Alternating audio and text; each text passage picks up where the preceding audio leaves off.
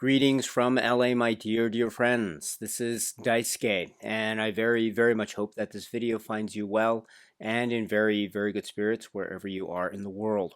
And today, if you don't mind, I would very much like to continue on with our journeys, our discussions, our discoveries, and our explorations with respect to the recent releases made by the Criterion Collection during this year of 2024. And that brings us to a title which already exists in the Criterion Collection physical media catalog under a really nice Blu-ray at spine number 827. But this year, on the occasion of 2024, the Criterion Collection has re-released this title, this time employing the added option or alternative of the 4K UHD plus Blu-ray combo edition format.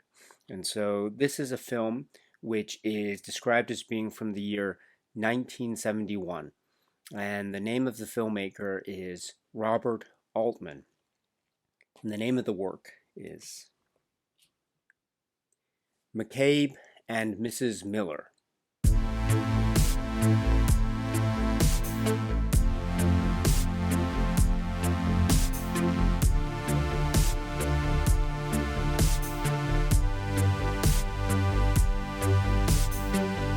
This is the glorious film, one of my favorite films from this filmmaker, who is Robert Altman, the director Robert Altman.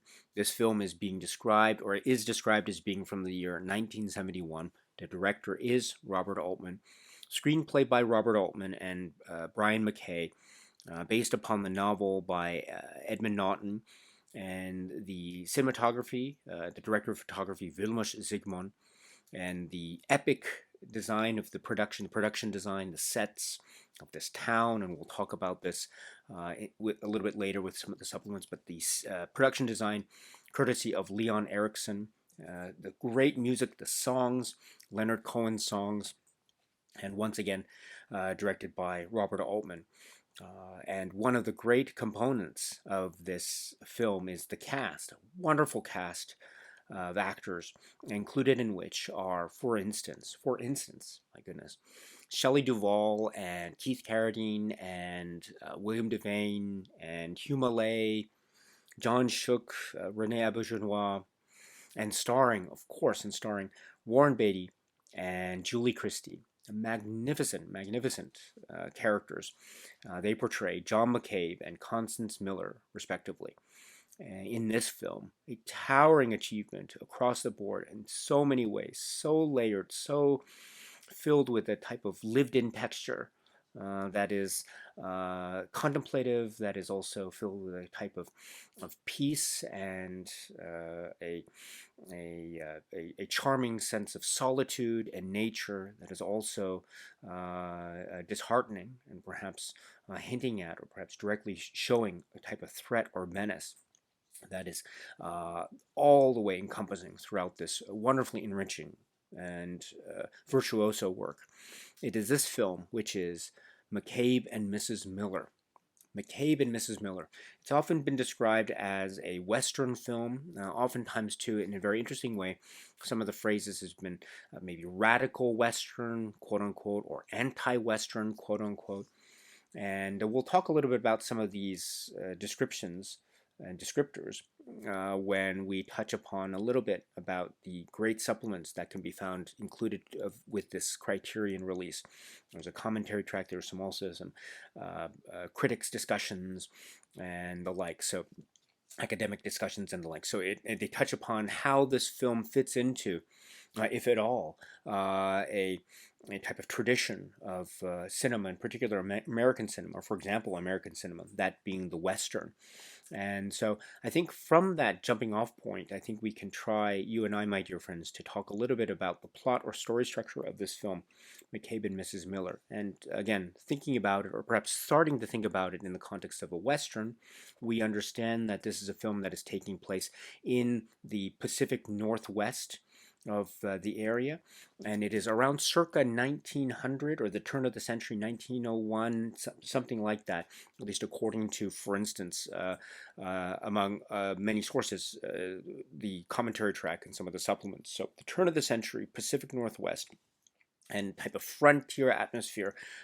Mining is mining deposits are very rich in this area, but are just beginning to be fully capitalized upon, in a manner of speaking, and that is taking the form of this town, this remote town that is slowly being developed before our very eyes. And this is the town which is called Presbyterian Church. And in this ever developing, gradually developing town, which is also a great little or quite significant detail in terms of the background production of this film as well, in terms of how the town was being developed, or how the production design was developing the town as the film was shooting, which is a really marvelous parallel to how this town is really growing before our very eyes. To showcase in parallel a kind of economic development that is at the very undercurrent of this film, or the very heart of this film. It is the spoken yet unspoken, say, blanket or landscape that is really fueling a lot of the intricate plot motions and mechanics of this film that drive it to its many conclusions. So, and the reason why I mention that is because based upon the sort of economics and the prospects, we have certain characters that are emerging on the scene almost immediately. And one such character being the McCabe character, John McCabe character, who is portrayed by Warren Beatty in a great multi-layered performance here.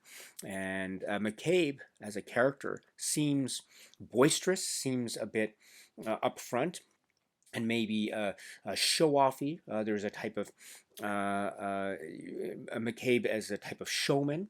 There's a showmanship that's happening with his character that may or may not be masking a type of confidence or lack of confidence, as the case may go. Because once he, again, almost immediately at the start of the film, once he makes his way and becomes part of this community, he, through a type of bluster and perhaps also with a reputation about town that may or may not be deserved, in terms of whether or not he is a very dangerous type of outlaw, very skilled with a gun or not. But in any event, he is able, he's able to find a certain degree of success in this town in terms of prominence and fame, and also wealth and fortune. And that also comes to the fore in how he is trying to make a success of the establishment of a brothel in this community as well.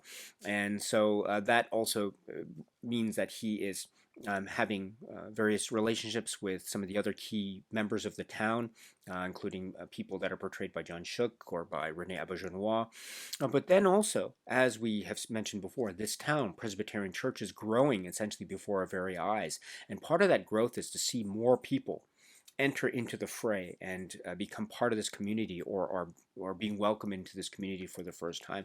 And that also includes a number of the people who will be part of the brothel establishment.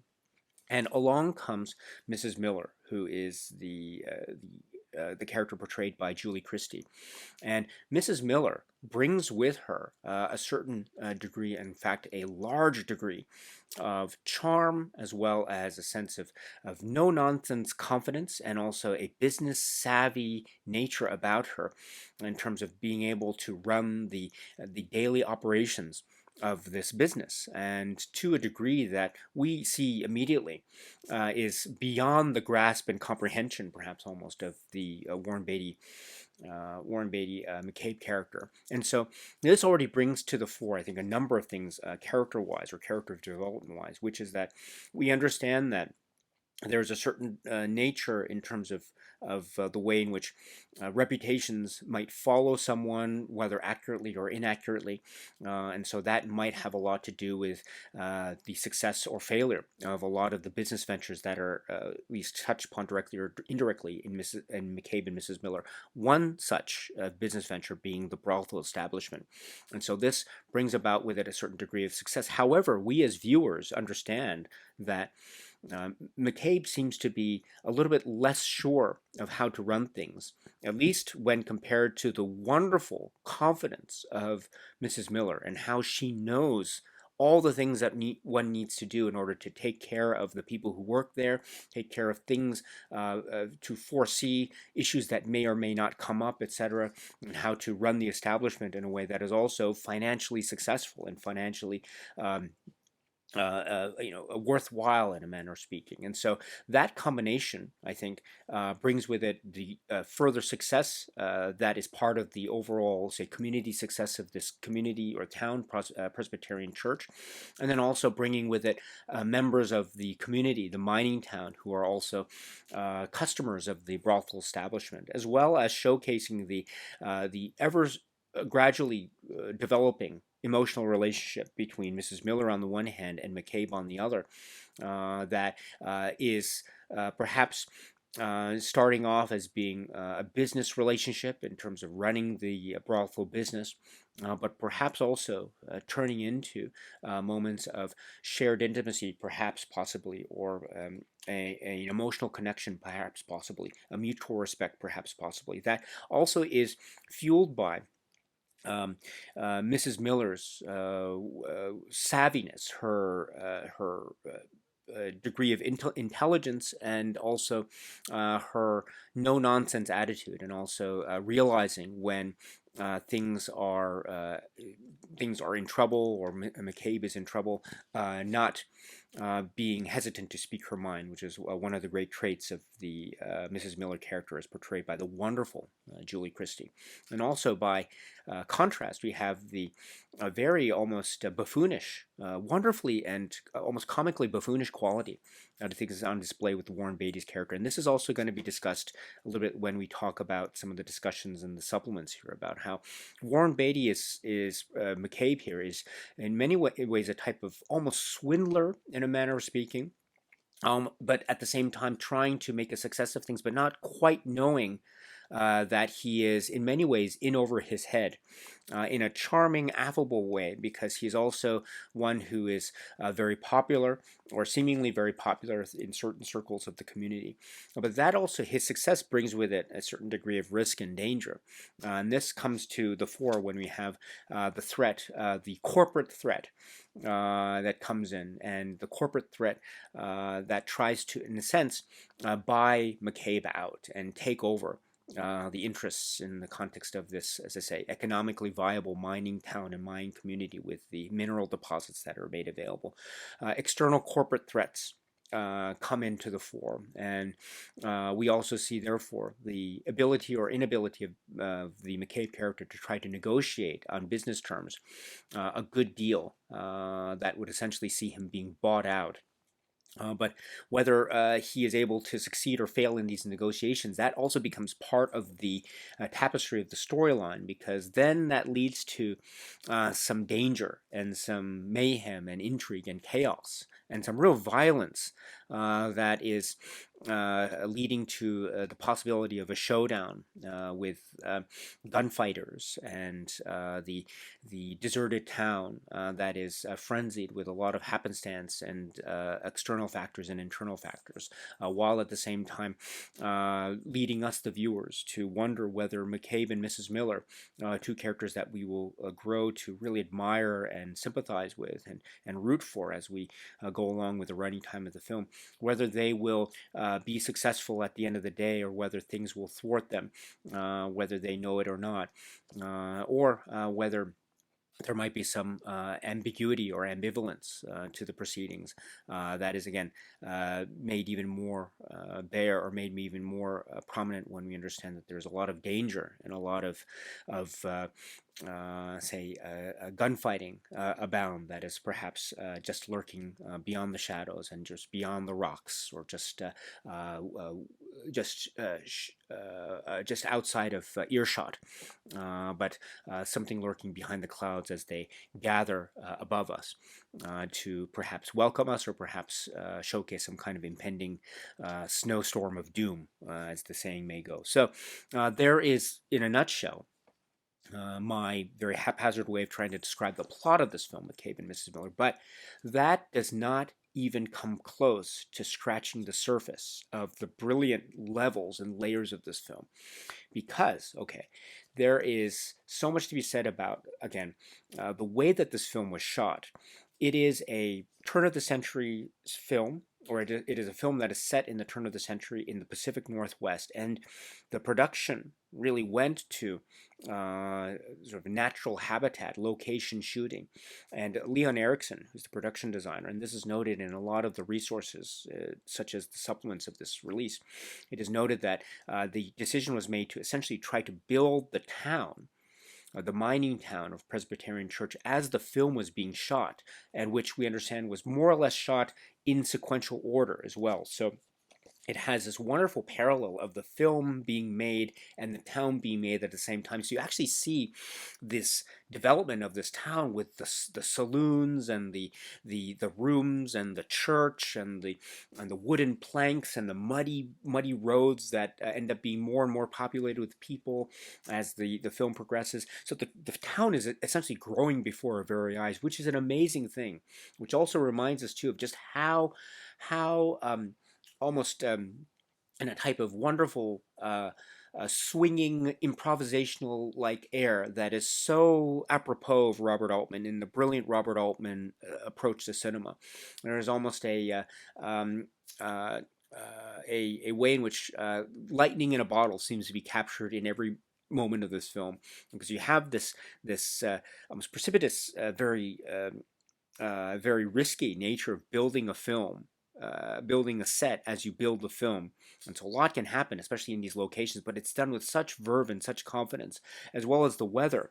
Now, the weather becomes a great character in this film in its own right, because we can feel the dampness, and we can feel the moisture and the mud and the roughness and the cold, because this is also a really important thing too, not just the mud and the breath as people are speaking, but also the cold and the ice and the water and the snow and the rain. This is becoming a film about the elements and how the characters in this environment of Presbyterian Church, this community, how they are essentially withstanding these elements and trying to do their thing in spite of, in many instances, what the weather has in store, what the elements have in store. And this leads to some really famous, iconic moments in this film, involving, for instance, snow and snowfall, especially as the impending potential portent and doom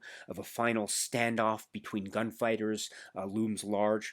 And then also we have a moment involving a very almost unstable looking bridge, a skinny bridge across a small body of water that is now frozen over, but this becomes the stage for a very frightening standoff that comes almost out of the blue, out of nowhere, that has a very ice-breaking conclusion in all its own. So that is one aspect of the film that is so remarkable, is how it encompasses the rugged nature of the elements, which then becomes so wonderfully adopted into the film story structure itself, because it reminds us constantly about how this film is about the rugged outdoors, in a manner of speaking, or about the frontier, and about the development, the gradual development of this, the economic prospects of this area, and how that is paralleling in an interesting way the story arcs of a lot of the characters that we are meeting, and their sort of emotional and psychological fulfillment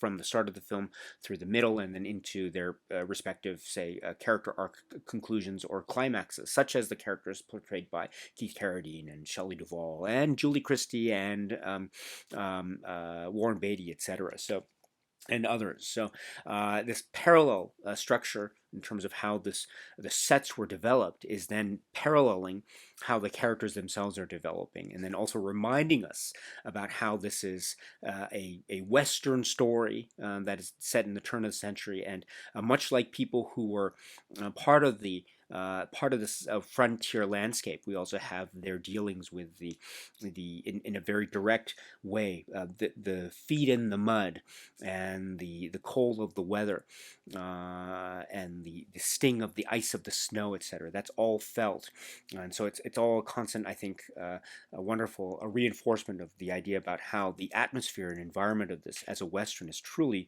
unfolding before our very eyes in this great impromptu, brilliant way of Robert Altman's style.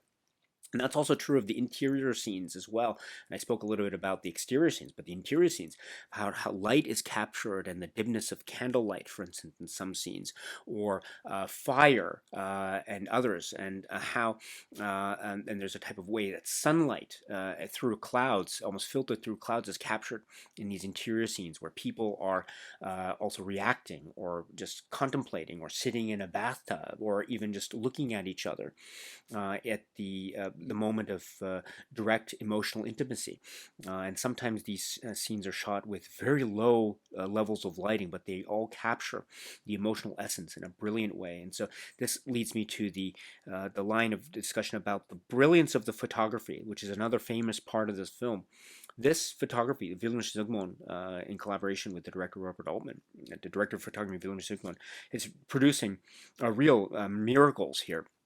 And the way that it's a very famous aspect of this film too. It's called the way that low degrees of light are being exposed, or the negative is being exposed to low degrees of light, which is called flashing, the negative, and how this is creating an effect of an almost faded photographic style, which is reminding us too of the fact that this film or the story is being set at the turn of the century. So it's almost the sepia or faded photograph style that never loses its luster, but still gives us a sense of a lost or nostalgic feeling of a bygone era.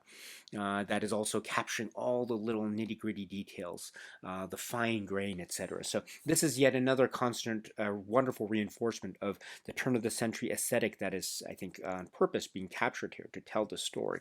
Another thing, too, that's, I think, on wonderful display is just the great setups of large crowds, how details, for instance, dialogue overlaps sometimes, and sometimes it's you have dialogue almost being muffled because of, say, overlapping dialogue from another source, etc. But that doesn't hinder, I think, an engagement in the film, but on the contrary, it further enhances the lived-in quality of this. It feels like we're almost in a room capturing a moment as it's occurring in a kind of wonderful cinematic feeling of real time. And as I say, it feels like lightning being caught in a bottle. It's almost like time being caught in a bottle. And so there's a sense of we through the way in which the camera is situated in Robert Altman's direction. It's almost like we are listening into conversations that are of a different time and era, but they're so close and direct to us, and that kind of wonderful circumstance and a wonderful closeness of feeling is just another indication of how Robert Altman's art is on full virtuoso display in a work like McCabe and Mrs. Miller. It feels like part of its time, and yet it feels timeless. And I don't know, that's something that I think back, and I'm not an artist, but that's something that sounds really, really difficult to do. But it's done here with such virtuoso grace and brilliance that it makes for really compelling viewing every single time I watch this film. And I've seen this film so many times now. So, so there's this way in which dialogue is captured, and also just the details when you have an ensemble group of people. People their performances are living on because they are portraying characters that are given room to live and breathe and grow, even when they're quote unquote maybe supporting characters or maybe don't have that much running time when compared to some other performances, but you still can watch and be motivated and captivated by them. For instance, some of the performers who are in the brothel establishment, Shelley Duvall's performance and other characters, you see their interactions with each other, and it feels like things are happening here and things are happening there within the space of the same shot, and it feels like you are witnessing something that is akin to quote unquote a lived-in moment. And so that type of specialness, I think, and that type of lack of airs, for lack of a better phrase, I think is so special and so it's one of the magical hallmarks of Robert Altman's career, I think. And for example, the span of his films in the early to mid 1970s, including McCabe and Mrs. Miller, I mean, there's a way in which you feel like all the characters are alive and living their moments and doing their things, even though the focal point of attention in terms of the plot development might not be on them at that particular moment in time. You know what I mean? And so that means you're in for a real lush and real worldly and lived-in experience in terms of watching this film, because you know anywhere you look and anywhere you focus, and any character you want to devote your attention to with a given watch of this film, you know you're going to be watching a truly thought out character, a character that feels like it is truly alive, and that's then leads to I mean, part of the reason why that feels that way is, I think, because another great component of this film is the performances. I mean, the performances here across the board, I mentioned before, but I'll say it again, they are top notch. They are truly lived in and alive. And I say that too with a sense of there's no showiness. I think there is a way in which the characters or the performances are also allowing for their vulnerabilities to show through, and we can, as viewers, take those vulnerabilities and do with them as we please, because that's our prerogative in terms of our viewing and how we engage with the characters. But there's this really this uncanny and genius way that that type of showcasing of vulnerabilities on the characters throughout gives us, the viewers, a window into their thinking, and just a moment of maybe understanding, or perhaps maybe not necessarily sympathizing all the time, but at least giving us the opportunity to engage with the humanity of the characters. And so even when we have quote unquote villains, and especially maybe as the film progresses, we get the darker and colder tones of new characters that emerge. Even when we get villains, or when we get characters that have an antagonistic quality to them from the get-go, like Hugh Malay's character, for instance, there are still moments when we get those quirky and idiosyncratic aspects of their performance, which give us the opportunity to engage with something of the humanity of the characters. We may not necessarily sympathize with them, but we can at least engage with them, I think, in a real direct and honest way. And that is such a powerful thing. And that also showcases too just how gripping these performances are. I mean, I mentioned Hugh Malay just now, but it's across the board. John Shook, there are moments when he's expressing things about how discussions have broken down to a certain degree, and he has to express this in a way that is both disappointing but also very dismissive. I love moments like that. Rene Auberjonois' character, as almost willing yet gullible at the same time. We can understand his feelings and the way in which he is persuaded by the reputation that is afforded to Warren Beatty's McCabe character, and then Keith Carradine and Shelley Duvall. I mean, the running time devoted to their characters is, albeit relatively speaking, quite low in terms of minutes when compared to, say, other characters, but that takes away none of the luster or power from their performances. I mean, they are also standouts and highlights of this film. And again, every character you meet, you feel like you get to know them a little bit, and that's definitely the case for Shelley Duvall's character and Keith Carradine's character, as well as others. I mean, there are great examples there. And then I have to come to Julie Christie and Warren Beatty. So I've mentioned a little bit about the no-nonsense attitude of Julie Christie's Mrs. Miller.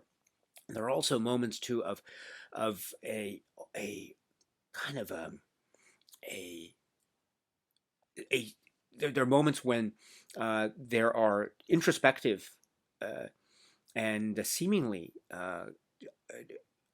almost contemplative, and in a way that's sedate, but and also very type of meditation quality to Julie Christie's Mrs. Miller, and those are remarkable and extraordinary, especially when you think about the context of the entire performance, where there are also a lot of boisterous moments of her character, and a lot of dialogue, and a lot of ways that she is asserting her business savvy, no nonsense attitude, which goes so far in terms of a type of establishment of business acumen and success in the business pursuits with her and Warren Beatty's McCabe. So Um, there is this way in which she needs to assert herself very much so, but there are also moments of the quiet contemplation.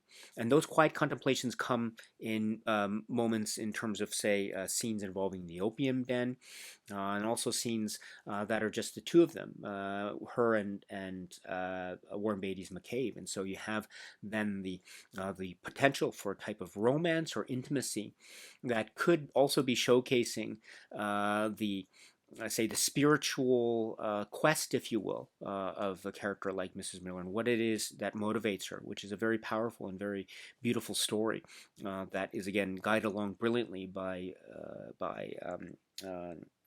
Julie Christie's magnificent performance.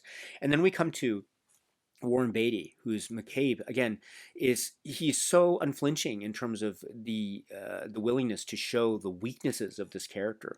I mean, there are the blemishes and the rough edges, and all the way down to the details about the teeth, which is interesting, and also there are some details about talking to himself at some key moments, which is also very interesting, and also showcasing maybe a lack of business acumen and sense, at least when compared to a character like Mrs. Miller, and also when we see things come to a head when the corporate interests come to the picture, which we'll also talk about as well. This idea too of the almost a David and Goliath type of story that's set before our very eyes, but also a type of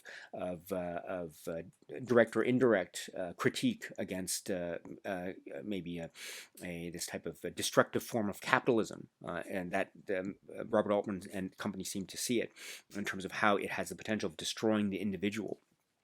At least potentially in McCabe's story anyway. But yes, we have how McCabe's or Warren Beatty's McCabe is trying his best, but maybe not knowing what to do and showing us that, and maybe not just not knowing what to do, but not even knowing that he doesn't know what to do until things are perhaps maybe too late. So that type of showcasing of the vulnerabilities, I think, is also quite wonderful and witty and surprising and shocking, perhaps to some, because again, at the end of the day, and let me come back to our opening comments about this, about how this film is considered to be a Western. I mean, there are many elements that have the connections to some expectations of the Western genre. So the nature of the frontier setting, the natural locations, or I'm sorry, not natural locations, but the locations set in the habitat, the environmental habitat.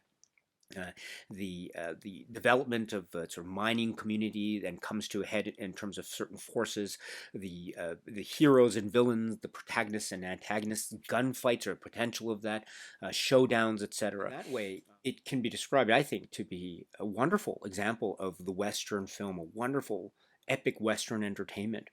1970s Western entertainment. But it's also, I understand, described as being really taking a lot of these attributes of the Western genre and playing with them, and maybe doing away with some of them, or maybe otherwise engaging with those attributes that might be unexpected, and that might create other further circumstances of, say, a cinematic style that could lead one to really, I think, wonderfully and with a great deal of fun, really consider and debate how and to what extent and to what degree this film, quote unquote, is sitting within the context of the Western genre. And I think a case can be made that this film is doing a lot of things that could be said to be quite maybe unexpected when we see it dealing with the characteristics or attributes of the Western genre. But I also think it can be said it's doing it in a way that is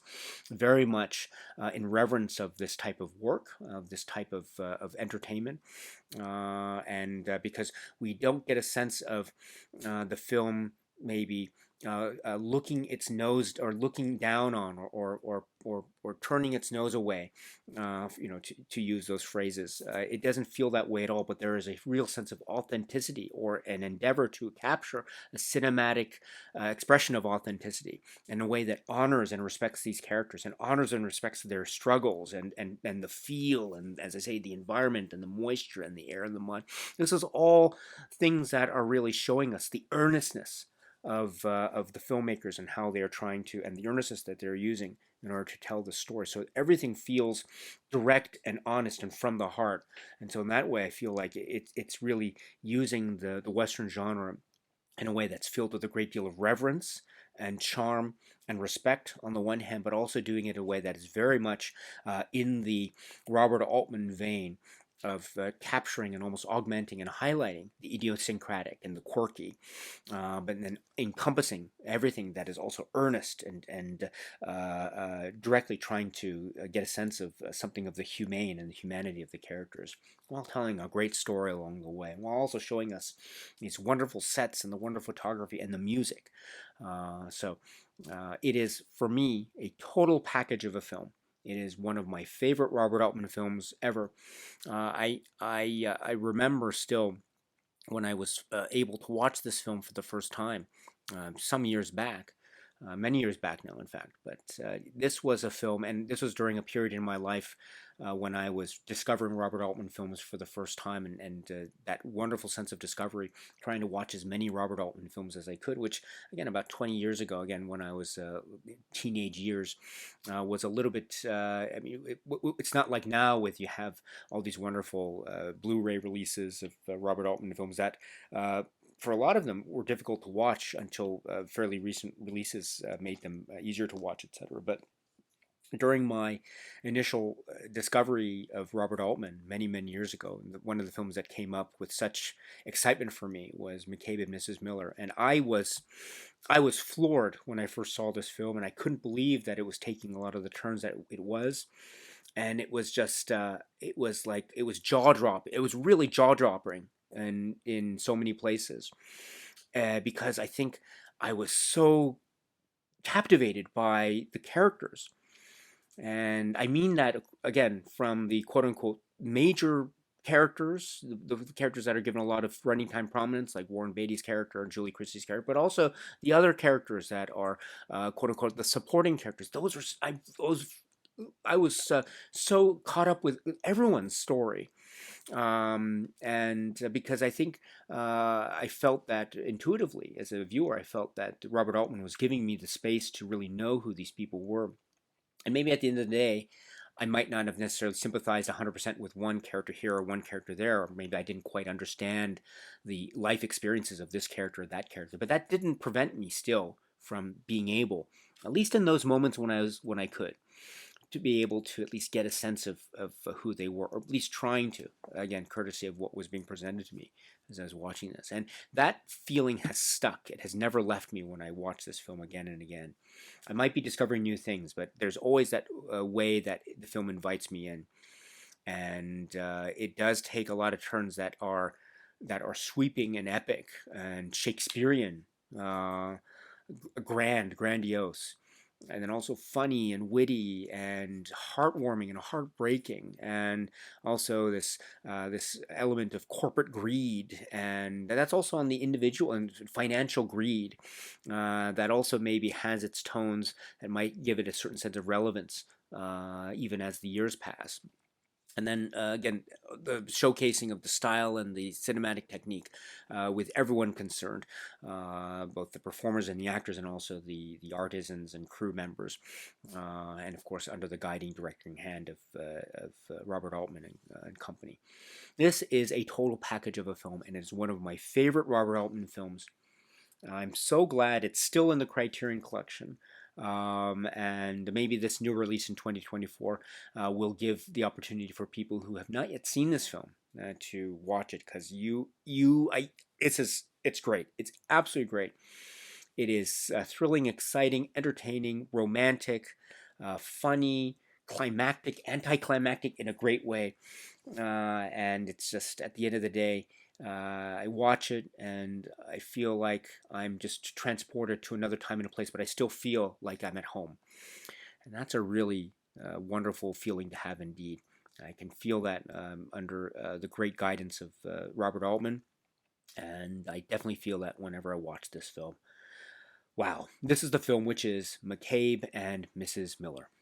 The Criterion Collection has re-released this film, McCabe and Mrs. Miller, but this time utilizing the 4K UHD plus Blu-ray combo format. So we have two discs, one the 4K UHD disc and the second being the Blu-ray disc. And this is released on spine number 827. And this is a re-release or re-emergence of this film because we are reminded again that the film had been released circa 2016 on a brilliant Blu-ray. This was, and this is, I think, the go-to in terms of watching this film. The Blu-ray is just top-notch quality. Now, the supplements and in fact the presentation materials we see carried over from this earlier XM Blu-ray into the contours of this new re-release. So, in many respects, we're not necessarily getting anything new or anything added that we didn't get here before, but we're still getting a lot of great stuff because what we got before was absolutely splendid. So we'll talk a little bit more about the supplements a little bit further down the line in this video. But before I do, let me first speak about the presentation. So the presentation in this new 4K UHD and Blu-ray combo release is, to my understanding, the same presentation that we had seen in the earlier circa 2016 Blu-ray release from Criterion. And so you can tell this from a number of places. First off, I have the fold-out leaflet for the new 4K Blu-ray release from 2024. And it says about the master, and I quote, "McCabe and Mrs. Miller is presented in its original aspect ratio of 2.40 to 1. This digital 4K master was created from the 35mm original camera negative, which was scanned in 4K resolution. The color was matched to a reference print made by the Academy Film Archive at the Academy of Motion Picture Arts and Sciences and timed by cinematographer Vilmos Zsigmond. The original monaural soundtrack was remastered from the 35mm magnetic tracks."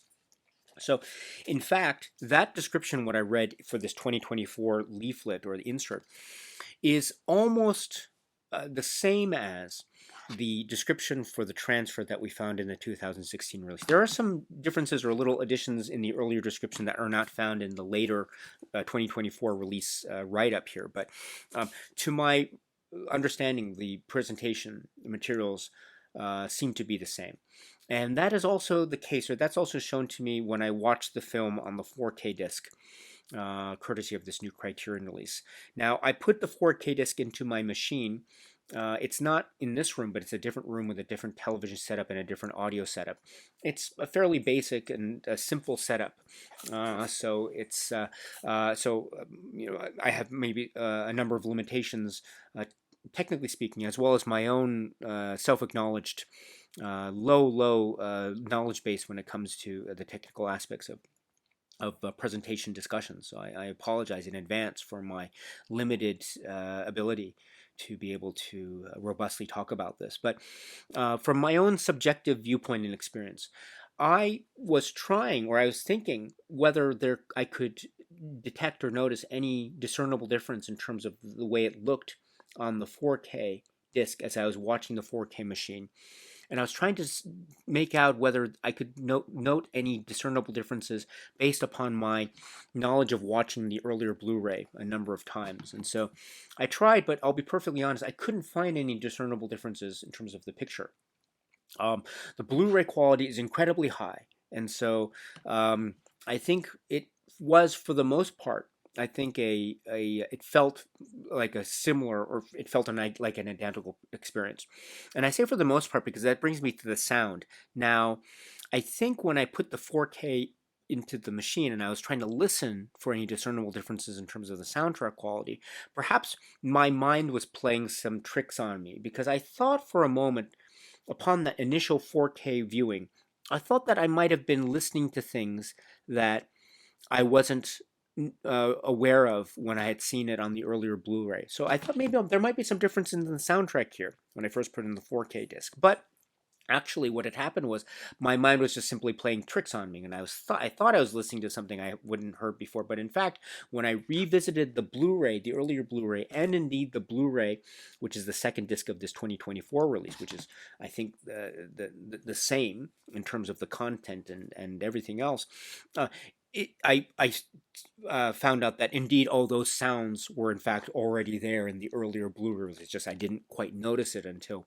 I had seen the 4K release here. So therefore, that's my very long-winded way of saying, for me anyway, I can't really quite make out any difference. Now, maybe that might be attributable to my limitations of my own equipment, or my overly simplified audio or visual setup and the like. So, and again, it's a separate room, so I acknowledge my limitations here, that's for sure. But again, based off of my own subjective experience with this new release, and I've seen it now a number of times, both discs a number of times, I can't quite make out anything that is strikingly discernible from what I'm used to with the earlier Blu-ray release. Now, the earlier Blu-ray release is superb. It's tremendous. It is absolutely tremendous, and so you are getting essentially an alternative format option when you're considering this 2024 release of this or the earlier Blu-ray release of this. So that's at least how I view it. Now, there's another thing too that I always have to remind myself of, which is this film. Again, the great quality of this presentation, as it looks here and as it still looks, is that it is, I think, meant to feel in some ways, and I mean this in a very high complimentary way, there are moments where the light flashes in a way that's almost washing out certain corners of the film, or it's the way that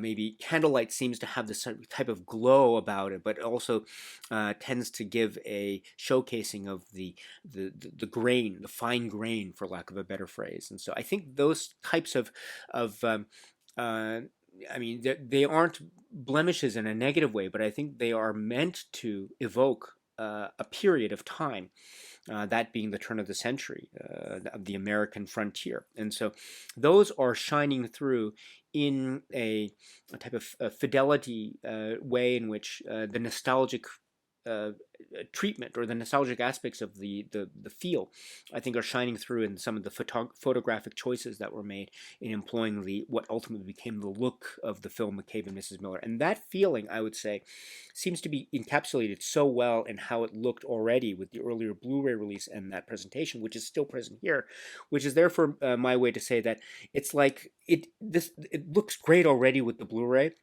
and I can't think of how it could be improved upon. It's meant to look, I don't know if it can be overly cleaned up anymore beyond what we've already gotten in this 2016 release. And so in that way, I can totally understand and respect why, at least to my eyes and ears, this might not be so discernibly different from what we got from the earlier 2016 Blu-ray release. So therefore, at the end of the day, what does it mean? I think one can look at it like, if you already have the Blu-ray and you're very happy with the Blu-ray, I think you're in good hands with the Blu-ray. So you might not necessarily need to opt for the 4K Blu-ray combo. If you don't have the film already and you say want the 4K, you like to play the 4K discs, etc., then I think this might be an option for you. But I think it comes down to your own subjective choice and your own preferences in terms of equipment and the like. But you're going to be, I think, you're going to have a great time with this anyway. And I dare say too, another thing too, which is that's my own like an anecdotal experience with the 4K release. As I mentioned before, I might have been maybe subconsciously trying to figure out if there's any difference between the 4K and the Blu-ray. At least my recollections of what I understood the Blu-ray to be. And so that's why maybe my mind thought that I was listening into something that at the end of the day I realized was already there. I just never noticed it before. But I think that's that was a great learning moment for me, because what it meant was because just because to my eyes and ears there might not be any quote-unquote discernible difference in the way it looks and sounds from the earlier Blu-ray to this new 4K Blu-ray combo release, that doesn't make it any less valuable to me, because as I say, that exercise alone helped me to recognize that I had indeed missed out on something before. And so in terms of the soundtrack that I was now able to notice. So in that type of exercise, I think is not without merit, at least in terms of my own further discovery and engagement with this film. So that's again, another long-winded anecdotal way to try to say that I see nothing wrong with the way it looks and sounds already. And so therefore, I'm pleased that it doesn't have any marked changes that might otherwise intrude upon my already lovely and and warm engagement with this film, courtesy of the earlier Criterion release and now with this current Criterion release. So at the end of the day, if you're happy with your Blu-ray, then chances are you might be already happy and you might not necessarily need this. But if you are looking to get this and add it to your collection or watch it for the first time, I think you can go with any option. So if you prefer the Blu-ray physical media experience, I think you can go with this. But if you prefer to have your 4K library or to engage with the 4K equipment, etc., I think you'll be happy with the new 4K Blu-ray combo release.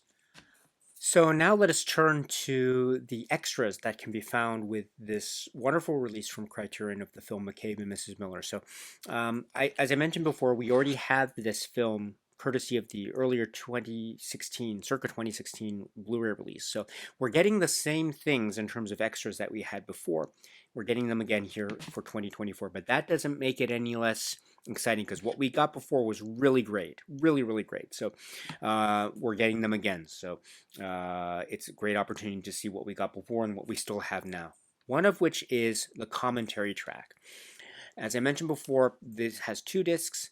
You can watch the film on the 4K disc or you can watch the film on the Blu-ray disc. It's your option, your choice. And in either way, included in terms of your ability to watch the film is the option to watch the film with a commentary track. So I have the 4K disc in the machine here, and so I go down to the menu and I can see the commentary. And when I press the button, it says, "This 2002 audio commentary features director Robert Altman and producer David Foster. To listen to the commentary while viewing the movie, press the audio key on your remote at any time."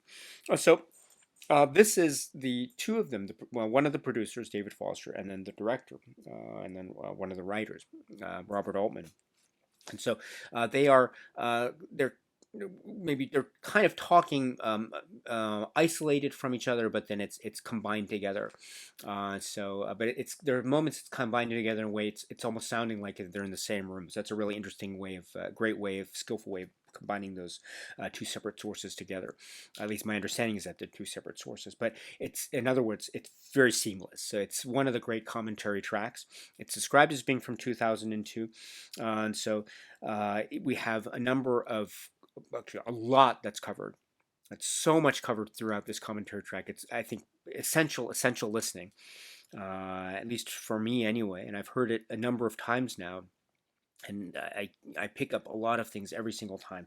So here's where we get the information that it's set in turn of the century, the shooting locations, taking advantage of the wonderful opportunities in Vancouver, and then also how it was shot in sequence, at least according to Robert Altman. So, and then also the idea of how the town, using these exterior locations, the town, with the great cooperation and efforts of Leon Erickson and the crew, it was being built as the film was being made. And so there are moments when you actually can see the builders and the workers who are building the town. You can actually see them in the background of the shots, or at least we understand that they are, and we're told this way.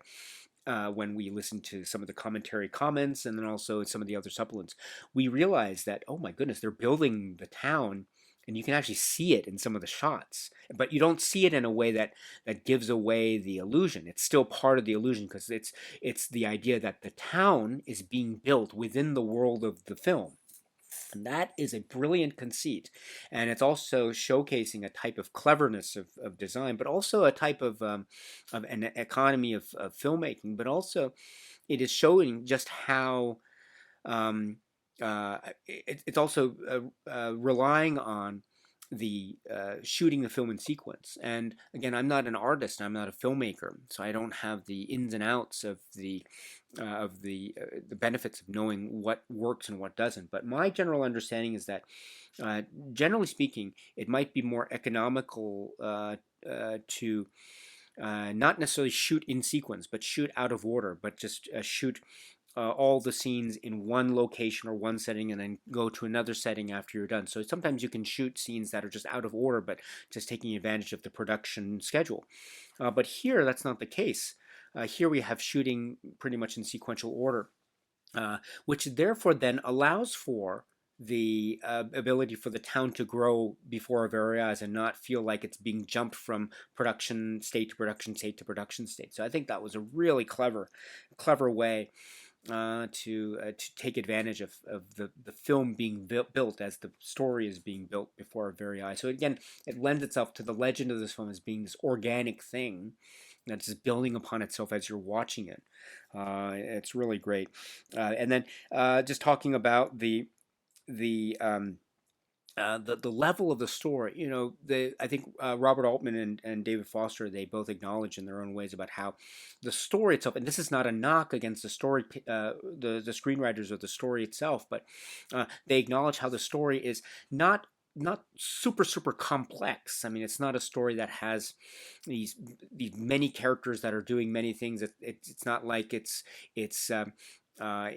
has that level upon level upon level of plot intrigue per se, but so in that way, it is a very, I think, it's a very simple story in a manner of speaking. But again, that's not a knock against the story because it's still a very compelling story for one. And another thing too, it allows for all these opportunities for, say, Robert Altman and company to turn on the Altman style here and to experiment there and to do little quirky things here and the like. And so that also therefore allows for risks to be taken, like handling the negative and flashing the negative with a low degree of light to try to capture this faded photographic effort or quality to it, or other aspects of, say, character quirks, like the way that McCabe's teeth look or something like. So these or the way that you can have overlapping dialogue in certain scenes, especially some of the interior saloon scenes at the like dinner scenes, like Michael Murphy trying to talk, but you hear all the stuff that's happening in the background. So these and other things, I think, allow for the Altman touches to emerge in a way that has this wonderful, vivacious, experimental style that is so apropos of the film, but also is in keeping with types of maybe genre traditions and expectations and the like. So it goes back to this idea of this film can be said to be part of the genre tradition on the one hand, but also experimenting with it on the other. I think that's also true and is exemplary in this Altman commentary comment, which is it is I think a very simple story, but then allows for abilities to add elements that maybe would not have been there had the story been more complex than what it was. And again, that's not a knock against the story; it's the idea of the way in which the story organically have the ability it built in to allow for pathways of experimentation, which is brilliant. And then just talking too about the Warren Beatty, Julie Christie performances, and I've mentioned the brilliance of their performances, or as they're regarded as being among the best of their careers, in careers that have so many great performances. They were also off camera. It was very widely known that they were romantic. They were together. They were a couple. And so they were also, in addition to being privately, romantically involved with each other, they were also looking for a project to do together.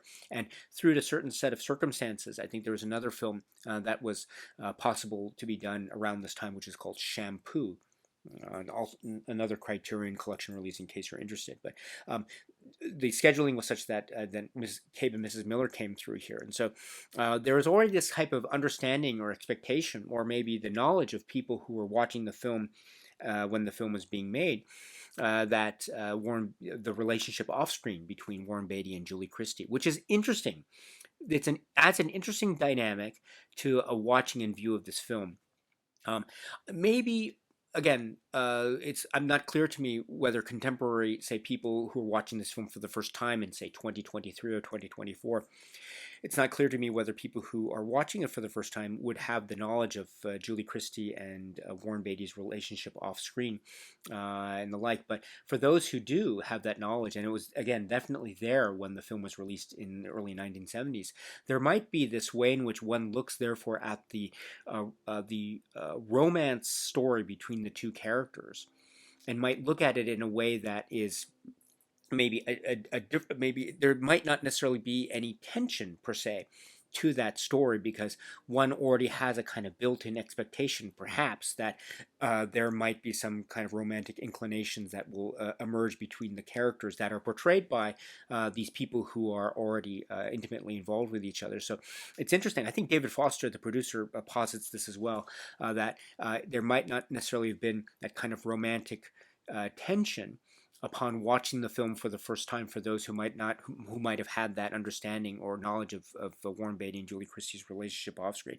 But I don't think it's mentioned as a type of criticism against the film per se, but it's just, again, how details outside of the film creep in and really affect viewing of the film, because there's no doubt when you're watching the film, this is a film of performances of actors. I mean, you can recognize Warren Beatty, you can recognize Julie Christie, you can recognize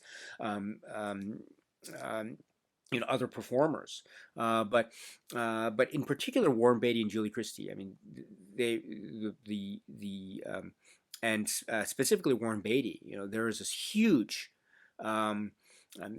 star vehicle quality in terms of Warren Beatty's popularity at the time, and so right in terms of Hollywood star. And so Robert Altman working with a Hollywood star in this way. So that type of aura might be inescapable already from the outset. But that doesn't make this or any other film that has quote-unquote Hollywood stars or really, really famous people in them playing different characters apart from themselves. It doesn't make them any less engaging, but it just adds that extra level, almost on a meta level, a type of aura to the film. And also it means that maybe we as viewers can understand that there is more to the story, or there are other aspects to the story, let me say, than just will they or won't they get together at the end.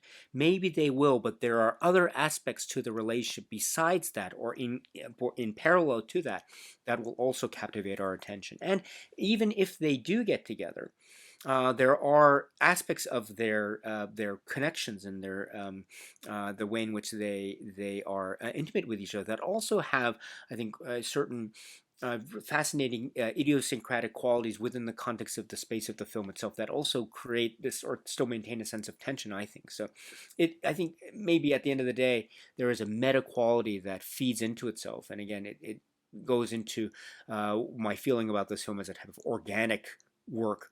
Everything seems to be building upon it, and even outer exterior things beyond the frame are affecting what we are seeing, but in a very positive way. So I think the casting choice here is part of that. And also too, just details about costume choices and the characters, where they would be coming from. This is turn of the century Pacific Northwest, but who are the frontiers people that are populating the space, and so that also has to do with things that their dress, etc. There's a little bit of discussion about the community of Presbyterian Church, the name of this community. There's also the name of the bigger town a little bit of ways away called Bear Paw, and the townsfolk there, and also how the scenes involving the brothels were set up and developed, and also the people who are portraying the prostitutes that are working there, because this is part of the storyline of McCabe and Mrs. Miller. And how they have there's a type of quality or characterization that is, again, trying to build with a sense of, say, the people who are part of this community, and then the people who are part of that community. So there's also this idea, when you go from town to town, there's a sense of each town has its own type of, say, characterization, and it's interesting to hear Robert Altman and David Foster trying to discuss how the film was trying to capture even those very fine pointed details, such as little distinctions from place to place to place. And you get that, I think, an example of when they're discussing the characters as they are arriving here, again in the context of the brothel setup and that part of the plot or subplot. But it's really great. And then just talking too about the people who are part of what might be known later as the Robert Altman acting group, people who are often known to work with Robert Altman a lot in his films. Shelley Duvall comes up, Keith Carradine comes up. Keith Carradine, incidentally, in terms of this initial performance from him, and it's a great performance by Keith Carradine, one of the best. Oh gosh. And then also some other great performances. Hugh Malay, one of the I mean, it's hard to pick a highlight because they're all highlights in this film. My goodness, but Hugh Malay's performance here, it is chilling. Oh my goodness, so chilling. But and there's some comments here about that. Also, the great songs, the songs by Leonard Cohen, which also populate the experience of listening to the film, McCabe and Mrs. Miller. And it's spoken a little bit more in some of the other supplements too, but also take a listen to. I guess it's hard to listen if you're listening to the commentary track, but when you go, they do speak about the Leonard Cohen songs, how they were developed, how they came to be in the context of the final film, McCabe and Mrs. Miller. But then it reminds me, when you go back and listen to the songs when you watch the film, try to see how well or how congruent or how incongruent the lyrics are when the song is played as you see the scene unfold, as the song you hear is being sung. It's interesting to see that interesting, almost tense connection, and that itself is its own playful thing. So the Leonard Cohen songs add to the great warmth and tapestry of this overall film. So, my goodness, the commentary track is awesome. Gosh, the commentary track is absolutely awesome, and there's a great anecdote about Kubrick, Stanley Kubrick, etc. So, if you haven't if you haven't watched this film yet, watch the film. But then, if you get a chance after you've seen the film, if you enjoy it, you are going to get a kick out of the commentary track. I guarantee it. So, please watch the film with the commentary track if you have the opportunity. Again, you can do that if you watch it on the 4K disc or if you watch it on the Blu-ray disc, your choice. And so now I have the Blu-ray in the machine, and so I'd like to therefore take this opportunity to talk about the supplements that can be found with the Blu-ray part of this new 4K plus Blu-ray combo edition for 2024 from Criterion of McCabe and Mrs. Miller. So once again, you can watch the film on either the 4K disc or the Blu-ray disc. But if you're going to go for the supplements, your choice is only the Blu-ray disc because the supplements won't be found on the 4K disc. You can get the commentary on the 4K disc, but not the other supplements. So your only choice for the supplements is to go for the Blu-ray, so which is what I have in the machine already. And another point too is these are the supplements that, to my understanding, are exactly what we saw on the earlier 2016 Blu-ray release. But as I mentioned earlier, those supplements are great, and so we're getting great supplements again. Again, what are those supplements? So first up, we have Way Out on a Limb, and this is described as produced by the Criterion Collection in 2016. This documentary on the making of McCabe and Mrs. Miller features interviews with several of director Robert Altman's longtime collaborators, the film's casting director Graham Clifford, script supervisor Joan Tewksbury, and actors Rene Auberjonois, Keith Carradine, and Michael Murphy. This is approximately 55 minutes, so it's just shy of an hour. This is really, really cool. One of the great ones, again. So it's described in some circles here as a quote-unquote, it is a non-traditional Western, but I think an argument can be made that it does suggest non-traditional attributes, but also quote-unquote traditional attributes as well, which I think is one of the great charming qualities of this film, McCabe and Mrs. Miller. And also, one of the expressions here, a Western with quote-unquote no dust. Oh, I love that expression here. A reminder too about how the original intent, one of the intended titles was a Presbyterian Church Wager, which is, I think, among other things, a reminder or reference to the name of the mining town community here, which is called Presbyterian Church. And in terms of the casting, Graham Clifford here is talking, and some of the other actors here, Michael Murphy and Rene Auberjonois, are talking about the audition process, how there really wasn't an audition process per se, but Keith Carradine, for example, talks about how it was just essentially Robert Altman talking to the person and getting a sense of who this person was. That was the audition for the film. And then for Keith Carradine, we know that it was,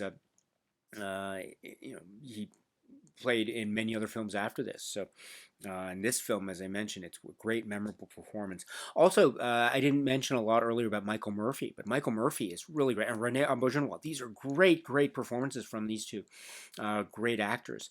And how, for instance, Michael Murphy talks about a great description that he was able to get in terms of his character, because he portrays a character that's meant to represent the corporate side, corporate greed, but also almost like he's a cog in the wheel of the corporate machine in many ways. So and that I think comes true a lot in his performance. It's really great. And so he has a little anecdote in terms of his working with Altman on this, Robert Altman on this.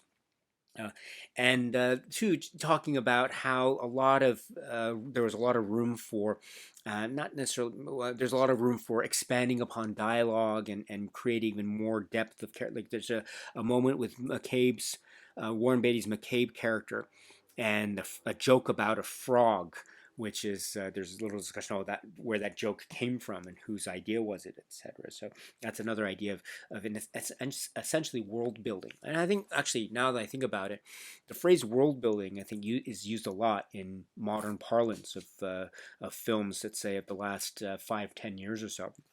And I think if there's any other film that can be subject very accurately, in my view, to the description of the phrase world building, it's McCabe and Mrs. Miller. I mean, this is a film that is about world building so much, and you get a sense of that here with a number of the comments from the people concerned in this great documentary, this great making of. Joan Tewksbury, by the way, also is talking about her career and what her plans were in terms of filmmaking and directing, and trying to learn from the craft, and then being able to be involved both in many aspects of the film, as we discover. There's a brief, moments in front and behind the camera, and so Joan Tewksbury mentions too the great working relationship that she was able to have with working on a Robert Altman set like McCabe and Mrs. Miller. It's a really great story. And then to the efforts of Leon Erickson and the building of the town, and Sheehan's as well, the Rene Auberjonois character, and then there's building the interior of it, and also how it was meant to evoke differences. There's one room, the Sheehan's saloon, the bar place. It's meant to be a little bit grimier, it's dirtier, and then the brothel establishment has a pristine cleanliness to it, in terms also the bath and the washing establishments, etc. So, and this is all done on purpose also to establish a kind of difference in decor and demeanor, which also is very evocative of the living, breathing aspect of the town itself, the living aspect of the community, which is great. And also the great pioneering work of Vilmos Zsigmond is mentioned here, the way in which the type of fogginess is captured. Also, the flashing of the negative is also mentioned here, and how that was a big risk, because it might, time that you have light exposed, or the negative exposed to light, that has the risk of destroying what it is you've just shot. And so there is a risk of really creating real production disaster, but it was all under controlled, and it was all for a purpose. Vilmos Zsigmond and Robert Altman, and it worked wonders, because you get the sense of it, and the final product is the final product, and it looks absolutely outstanding. And then too, how dialogue is treated, and also the elements. Snow is very important, a very famous scene. Let's also talk about the bridge scene, especially from Keith Carradine, and his involvement with the bridge scene, what he had to do, and the extent to which he had to really fall into his performance, in a manner of speaking. So this is a great documentary. So it was great before, and it's great now. So please check this out if you can. This is approximately 55 minutes, so way out on a limb. And then the next one is this is Carrie Beecham and Rick Jewell. And this is a discussion between the two of them. So this conversation, produced by the Criterion Collection in 2016, features film historians Carrie Beecham and Rick Jewell. They discuss McCabe and Mrs. Miller in light of Robert Altman's career, the New Hollywood, and the Western genre. This conversation is approximately 36 minutes, and this is great. This is the two of them. They are very well versed into the career of Robert Altman in this film as well, the story of McCabe and Mrs. Miller. I think Terry Beecham at one point asks Rick Jewell about the novel. because Rick Jewell is an expert in the novel and the Western genre overall, and also very expert in the story. Also talking about some of the similarities and differences between the underlying novel and how it was adapted. One of the differences that he remarks to is the characterization of McCabe himself. It seems like, according to Rick Jewell's description, and again, I don't know because I don't have never read the underlying novel here, the Edmund Norton novel McCabe, but according to his description, he describes the McCabe character in the novel as being. It seems like he is more assured and more confident with, say, firearms, and there might be more of a connection between the reputation of McCabe versus who McCabe actually is in the novel. If you know the film, you know that there might be perhaps a more of a divide in terms of the reputation of John McCabe in the film versus who John McCabe probably really is, and his expertise or maybe lack thereof, maybe when it comes to firearms and handling firearms, etc. So that's an interesting detail that Rick Jewell mentions when Harry Beecham asks about some of the differences. But there's also a great discussion between the two of them here about the Robert Altman and his career from television, and also working with American Conservatory Theater, ACT, and how he has this stock group of actors that he has come to work with over the years, including Shelley Duvall, including Michael Murphy, and others, and people who have emerged in a number of Robert Altman films over the years, multiple films. Elliot Gould comes to mind, etc. So, and others. So this is showcasing to the Altman aesthetic and approach. Also working with actors, trying to get these performances, but also the television experience. We come to understand, therefore, that Altman also has this economy of style, which he endeavors to. And that brings to the fore an interesting discussion about, say, Warren Beatty and the number of takes. And also Julie Christie and the number of takes as well, and also goes into a little bit of discussion about the working relationship between Robert Altman and Warren Beatty. And I think it's also described in the documentary, the 55-minute one before, but it's described as maybe not always being 100% harmonious, shall we say, but it was never like it was never a disaster of a relationship. It was a very productive working relationship, and it was all for the same goal of trying to make a good film or great film.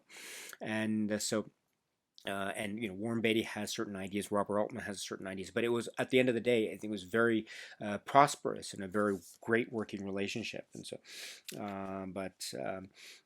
that's also mentioned here. Also, I mentioned to the Leonard Cohen songs. I love the discussion here because, in fact, they do bring up here in this discussion about how sometimes there's a little bit of a disconnect between what's being sung in the lyric as you hear the song being played over a scene versus what we see.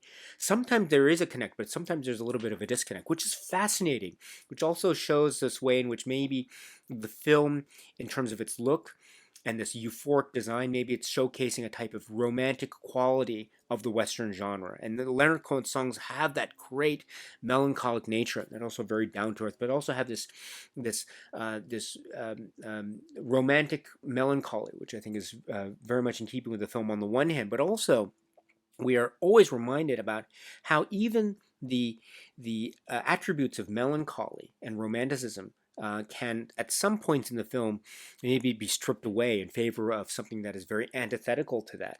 And that's done on purpose. But it's not always the case. And it's a kind of dynamic relationship between that which is romantic on the one hand and that which is gritty and cold and cruel on the other. So I think that interplay and that suggestion by Beecham and Jewell here, I think is very, very clever. And it showcases the interplay between music and sung lyric on the one hand and what we actually see on screen, what it plays out on the other. Brilliant comment among a suggestion of among a gathering entirely. It's absolutely brilliant. Also, how this film fits into, say, the Western genre, the development of the Western genre, and maybe certain precursors or certain ways in which other Westerns prior to 1971 might be said to be in keeping with the type of tone that's struck here in McCabe and Mrs. Miller. There is it has a a sensibility about it that I think, and the approach to corporate greed and the sort of consumer class, which is also remarkable on here, which I think Beecham and Company and Jewell talk about how this is maybe very much in keeping too with the politics of Robert Altman. And so there's also a type of innate cynicism that is also at play here, which also could be said to be maybe indirectly political, but also very apropos the cinema of Altman at the time, and even all the way through. In fact, one can say so. So these and other points in this great discussion between the two experts. Here it's so great and so worthwhile, and it's great to see the connection and engagement between them. So please check this out if you can. It's approximately 36 minutes, so that's really great. And next is behind the scenes. This is approximately 10 minutes. Let's see. Yes, 9 minutes, in fact. And this is described as this featurette from the production of McCabe and Mrs. Miller, shot on location in Canada in 1970, details the building of the film's town of Presbyterian Church. So once again, the name of the town is Presbyterian Church. And so we see actual shots, actual footage. So it's done. It's a kind of what's the phrase? Fly on the wall, but maybe fly in the air, because a lot of it's done outdoors, exteriors. But you do get some interior shots as well. Again, part of the mystique and myth of this film, the great legend of this film, is the way it was made and the sets that were being built. And so you get a great sense of this here in this this behind the scenes look that was made around the time of the making of this film. So it's absolutely fascinating. Approximately 9 minutes. Then there is a Leon Erickson, who's the production designer. This is described as, in 1999, the Art Directors Guild Film Society in Los Angeles hosted a conversation with McCabe and Mrs. Miller's production designer, Leon Erickson, led by his fellow production designer, Jack de Govia. The film's art director, Al Locatelli, also participated in the discussion. An excerpt about the making of McCabe is presented here. This is approximately 37 minutes, and it's done on the stage with a Q&A that follows shortly after. So it's actually a screening of a McCabe and Mrs. Miller, excuse me. And so then after the screening, after the film is shown, the audience members are invited to ask questions to the guest of honor here, which is Leon Erickson. Again, this is 1999.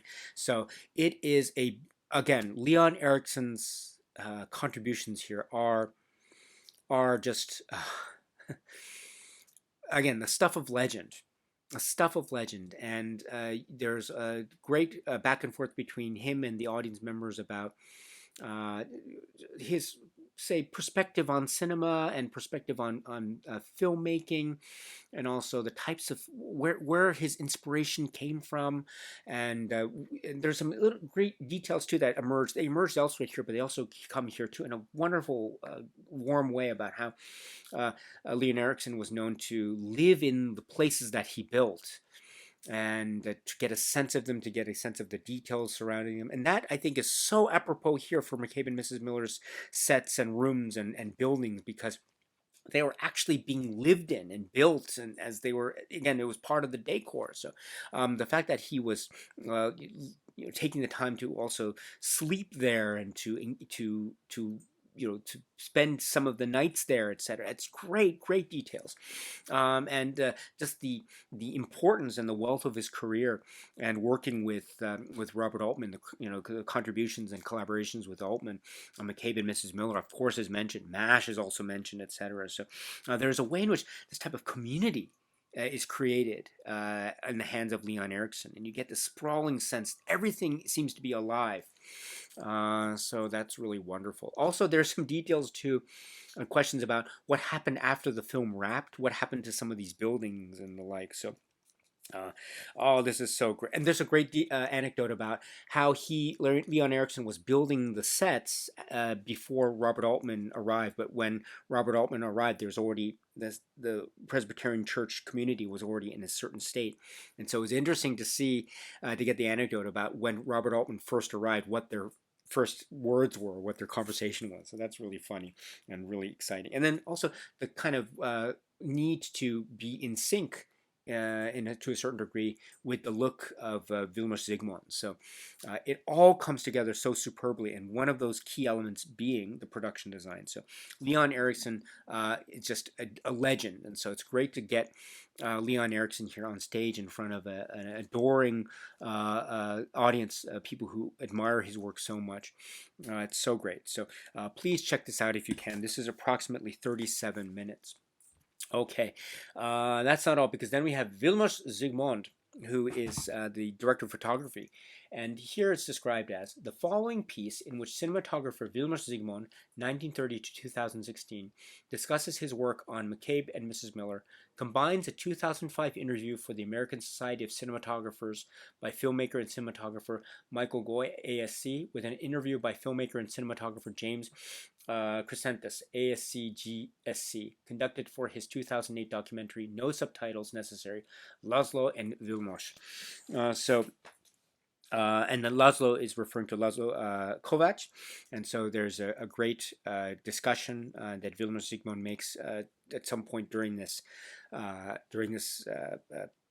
compiled this great supplement about his relationship with him. So this great working and professional and personal relationship between the two artists and cinematographers and friends. So that's great. It's part of the wonderful wealth of information that's getting given in this supplement devoted to another key artist and a key person in the context of Mrs. McCabe and Mrs. Miller, that being Vilmos Zsigmond, and the wonderful choices done with the photography. So again, this idea of developing, the word I think used at some point is hyper-real, which is, I think, such a brilliant, beautiful word to use here.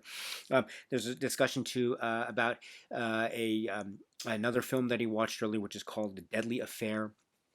And then leading to some of the choices made for McCabe and Mrs. Miller, including perhaps so famously this idea of flashing the negative with a low degree of light in order to capture a certain photographic effect.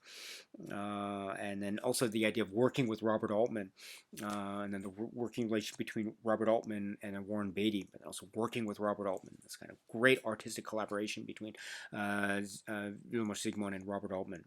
Oh, this is so great. And also, too, Vilmos Zsigmond describes the look that he brings in terms of the camera work, and how he describes his own style as a type of having a certain degree of a European aesthetic. And maybe in terms of the rise of a kind of American new wave of filmmakers in this generation, among which Robert Altman was one. These filmmakers were searching for, they were fans of, say, filmmakers from Europe that they grew up to watch their films and admire. And so perhaps that meant that cinematographers like Laszlo Kovacs, cinematographers like Vilmos Zsigmond, really became very much in demand and going from project to project to project. And so for Vilmos Zsigmond, that meant working with Robert Altman on, for instance, McCabe and Mrs. Miller. So that's how Vilmos Zsigmond describes it, which is an interesting perspective in terms of this, the way in which another connection in terms of the developments and growth of the filmmakers in the so-called new wave of filmmakers in the United States or in America. So this and other points make this really compelling viewing. I'm sorry, I'm breathless again, but it's just my excitement for this knows no bounds. So this is the supplement on Vilmos Zsigmond. Please check it out if you can. It is approximately 11 minutes. Then we have Steve Shapiro Photo Gallery, and I just pressed the button here, and it says Steve Shapiro, noted photojournalist and portrait and set photographer, was hired to shoot special photography for McCabe and Mrs. Miller. The following gallery of stills from the set was curated by the photographer for his archives for this release. To navigate the sequence, press the right arrow on your remote to move forward and the left arrow to move backward. To exit, press enter. So this is a photo, like a slideshow. So you press the front arrow to move forward and front arrow to move back. It's approximately, I think, 28 or 29 chapters. So you've got about just approximately 30 stills that you can go through. This is so cool. This is so cool. I wish I could show them to you, but again, I don't want to spoil it for you. So you have to get the your copy of McCabe and Mrs. Miller and enjoy it yourself. But you are in for a real treat. These gatherings and collections of photos are wonderful. The shoots and locations and the details and the performers that are included there and Robert Altman, etc. And the cast. Oh, this is a delight, a real delight. I love these. I love these photo books whenever they are included in the Criterion releases. I don't know if they're included in the most recent ones, but whenever you have releases like this, which are carryovers from say, releases from several years back, it's nice to get a reminder of how good these are, because these are really great. And I wish photo books could be included in practically every release, because they're just, you can take your time with them and just go to the photo that you really like, etc. So this is a great reminder of that. So anyway, the photo journal, or the photo book, photo gallery, which is again approximately 29 chapters, approximately 30 chapters here. So anyway, let me go back now to the pop-up menu. There we go. Nope. Now I'm going to try to make my way back. Whoops, I can't make my way back. What's going on? I will try to go back and give me one moment. Okay, so I'm back at the main menu here. So now let's go to the Dick Cavett Show. This is really cool as well. So we have Pauline Kael and Robert Altman as your options here. So the first thing is we have on July 6, 1971, in a legendary appearance, film critic Pauline Kael was a guest on the Dick Cavett Show and defended McCabe and Mrs. Miller against some of the early negative reviews.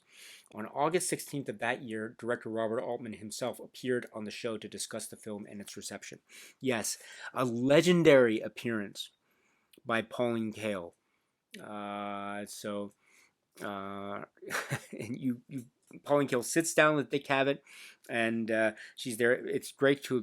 The other guest who is on the show with Pauline Kael at the time was also Rod Serling, so that's an interesting detail. But this particular segment, the Pauline Kael discussion, is 10 minutes. This is so awesome. This is epic. This is so epic to hear Pauline Kael and her defense of the film McCabe and Mrs. Miller, because she acknowledges how the early reviews that were published about McCabe and Mrs. Miller from film critics tended to be quite negative. And so she acknowledges about how if the early reviews were negative, that would set the stage for a trend to view the film, which ultimately, in her eyes, and perhaps in the eyes of many, were at the time of its initial release somewhat negative. But she was trying to push back against that narrative. She was trying to say, no, this is a brilliant film, and it's maybe the aspect of the film critic industry in terms of early reviews and then reviews that come later, but she didn't want to have the negative reviews to discourage anyone from watching this film, which she regarded as being a masterpiece. And then she talks a little bit too about maybe the nature of the big budget film, and another film that was discussed sort of contemporarily here is the film Tora, Tora, Tora. So that's an interesting discussion point. And also how Robert Altman's film and McCabe and Mrs. Miller tends to fall in connection with more big budgeted films, and what are the studios thinking in terms of their release strategies, etc. But she considers this film to be one of the greats, and so to hear her very, very, I think, well worded and very passionate defense of this film, it's brilliant. This is an epic, epic appearance by Pauline Kael for many reasons. So please check this out if you can. So that's the first one, and then the second one is with Robert Altman. Again, in August of 71. And here we have, this is 12 minutes. Robert Altman is talking too with Dick Cavett about some of the reaction from the film. There's a little clip that's shown from the film itself. And also, there's a great anecdote that Robert Altman talks about. It's a separate film, which is called The Misfits. And that's a film that has also very famous movie stars in that film as well. And that leads into an interesting discussion about working with movie stars, because McCabe and Mrs. Miller, right, there are stars Everyone's a great actor, of course. The performances are top notch across everyone. But in terms of the stars and people who are famous at the time, again, Warren Beatty and Julie Christie. And so working with these stars and working with Warren Beatty and what that meant in terms of the production and then the final output, etc. So it's a really fascinating discussion, and it tries to, I think it does much better than I was trying to do earlier in this video, which is trying to get at some kind of discussion of when you watch a film and you know the person, you know the actor, or not know, but you know of the actor, and then you hear about the details of the lives of the actors. Maybe they are involved or together off screen as well as on screen. How does that affect your viewing of the film, etc.? I think those are very reasonable and legitimate questions to have when one watches a film like McCabe and Mrs. Miller or anything. And in fact, the answers to those questions I think also potentially help to maybe even enhance one's viewing of the film in a positive way. So I think that's something that's hinted here, as well as listening from Robert Altman himself. Listen from him himself. That's so great. It's really great to get his demeanor, to get his mannerisms, as well as to have there's a kind of no nonsense sense about him and what he says. It's also very down to earth and very welcoming. So this is great, absolutely great. Two legends, Pauline Kael and Robert Altman, talking about McCabe and Mrs. Miller in their own ways with Dick Cavett. Oh, this is great. So please check this out if you can. It is wonderful. And then the supplements are rounded out with a trailer, which is also a wonderful, wonderful piece of marketing business, and it's really quite charming indeed.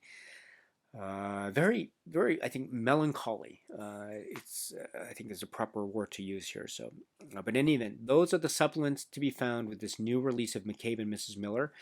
They will be what you've already seen before, but what we have before is great. So if you liked if you haven't seen any of these supplements before, now's your opportunity. But if you have, you can watch them again. There's so much information, and I should mention the commentary as well. So much information about this film that is just legendary, absolutely legendary from top to bottom. So please check out these supplements, and I hope you enjoy them. So now let us conclude our conversation by talking about some of the other aspects of this release, the physical media components of this, the packaging and the cover art design, etc. And so I should point out that this is the 4K UHD plus Blu-ray combo edition. So we have two discs in this plastic casing stacked manner, but the discs themselves don't touch, at least I don't think they do. And on this side of the interior of the plastic casing would go the insert, which I've already removed for purposes of discussion of this video, but we'll talk about the writing there momentarily. This is I should point out here too, notice the color of the discs themselves. This darker toned color is the 4K disc, and the lighter toned color in the back here is the Blu-ray disc. So the writing is the same, but the coloring is slightly different, which I think is a neat little detail. The Blu-ray being somewhat lighter in tone. I should point out too, just for your interest, in case you are interested, the earlier Blu-ray, which has that tone of the disc color. Very interesting indeed. And then I should point out to the artwork. The artwork is pretty much in keeping with what we had in the earlier Blu-ray release, which is great. I love this font and the showcasing of the Warren Beatty character in the center there, the use of the writing, kind of saloon quality to the writing as well, which I think is very apropos. The artwork here, the artwork here is art director Sarah Habibi, Eric Skillman, designers John Contino, Eric Skillman, art production coordinator William Breeze, and art assistant Julie Sussman, And so that is really wonderful. I love this font use, etc. And I should point out too that the booklet, this is the booklet for this new 2024 release, and it is a fold out. It's not a staple booklet, unfortunately, but it's still very nice in terms of the writing. Showdowns by Nathaniel Rich is a splendid essay, and it's a great expertise into the career of Robert Altman, so you get a sense of how this film could be seen to be in the context of Altman's filmography, and also the shooting locations, the aspects of the production, which are famous and legendary. Those are touched upon in the Nathaniel Rich essay. Also, aspects of the themes and the story art, the character arcs, etc. All this is so great. Please watch the film first, and then after you've seen the film, you can read the details that can be found in the Nathaniel Rich essay called Showdowns. That's a great one. I should point out too that the earlier 2016 booklet is right here. It's the booklet is, the booklet is essentially the same in terms of the pictures and the essay. I would point out, however, that the earlier 2016 booklet has, in terms of the paper quality, it's this, what I've come to be most accustomed to, it's a slightly laminated paper quality. You could feel it laminated. You can when you touch it. So, whereas the new 2024 release has a, I don't know what it is. It feels a little bit more coarser, like a cardboard quality to it, a thin cardboard paper quality to it, which I personally like. I like this feeling, the palpable nature of the new 4K Blu-ray 2024 release paper versus the 2016 paper leaf, at least the version that I have.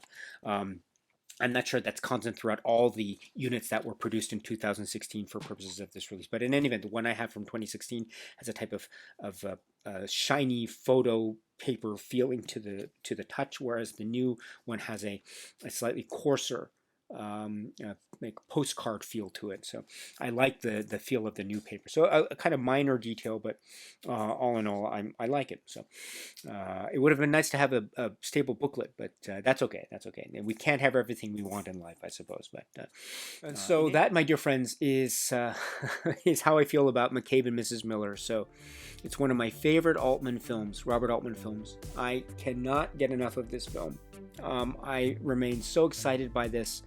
I'm very sorry for my meandering quality of talking about this film. I hope you can forgive me, but it's just, again, I just can't help myself. I love this film so much. And watching it now for this 2024 re-release of this has reminded me just again why I do love this film the way I do. This is one of the greats, one of my favorite Altman films. It's touching, it's moving, it's happy, it's sad, it's shocking, it's violent, it's entertaining, and it's tender. It breaks the heart, and also is uplifting and transcendent. And there are even moments almost of cosmic wonderings that I think are just, you just see it to believe it. It's truly remarkable in many ways. Again, lightning in a bottle many times over. In the case of this film, McCabe and Mrs. Miller, one of the greats. And it's fun to be able to talk about this in the context of this new 2024 release. So this is the film, which is McCabe and Mrs. Miller. Whew. Okay, my dear friends, so that's it for now. And so until we meet again, please be happy and healthy and well. And please keep on watching a lot of great movies, including McCabe and Mrs. Miller, including other films by Robert Altman, including other films in the Criterion Collection, and beyond. Yes, and beyond. So much out there to watch. So much fun times. So until the next video, my dear friends, stay strong, stay safe, and cheers.